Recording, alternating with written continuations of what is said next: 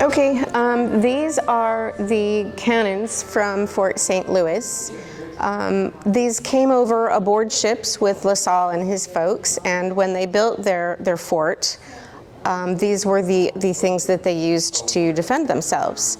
And then they started to run out of ammunition, and they were firing forks and spoons and rocks and anything they could come up with. And then they ran out of that stuff, and you can see on a few of them, they've got a lot of pock marks. They were using them as anvils because they had no longer any function as cannons. After the French were gone from the fort, everybody was annihilated, the Spanish came along and they found the site and they found the cannons, but they didn't know if the French were still here in the area or what. So they buried the cannons so that the French couldn't use them against the Spanish, and they left with the intention of coming back to dig them up.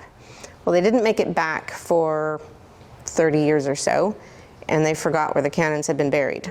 So the cannons lay buried for almost 300 years until the mid-1990s when they were discovered, and they were dug up in exactly the format that we have them laid out here.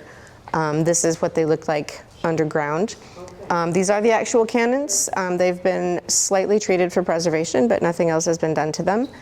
And we have one on loan to the State Museum, the Bob Bullock Museum, and the rest of them reside here with the rest of the collection from Fort St. Louis.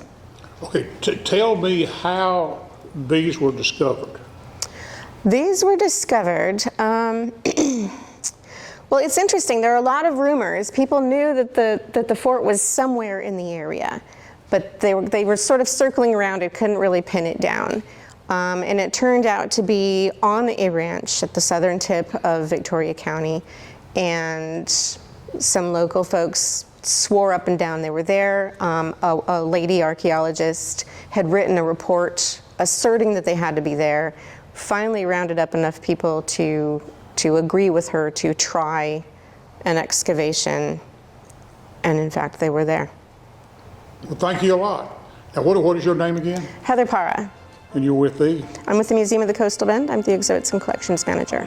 Thank you. Sure.